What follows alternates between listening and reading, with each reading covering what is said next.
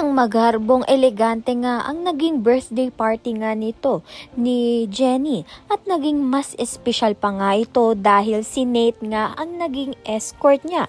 Subalit bago pa man nga magsimula ang party nito ni Jenny ay nagkaroon nga ng hindi pagkakaunawaan. Ito ngang si Perry at Jenny dahil nalaman nga ni Perry na pinuntahan nga ni Jenny mag-isa ang puntod nga nito ni Dio. Kaya naman nga't nagselos at nagtampo nga itong si Perry dahil akala nga niya ay tinaboy na nga siya nito ni Jenny. Subalit hindi nga totoo yun. Kaya naman nga't nag-aalala nga itong si Jenny na hindi nga pumunta itong si Perry sa party nga niya.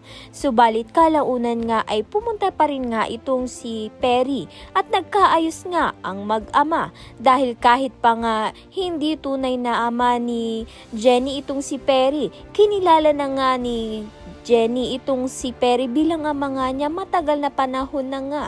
Kaya naman nga't hindi na nga ito mapapalitan pa. Sa kabilang banda naman nga ito ngang si Sugar ay sabik na sabik nga sa pagiging sikat. Kaya naman nga't sasabihin nga niya sa isang chismosang vlogger ang nalaman nga ni Sugar kay Megan na anak nga ni Dio itong si Jenny. Kaya naman nga't yan at iba pa ang dapat nating pakaabangan. Maraming salamat sa iyong panonood.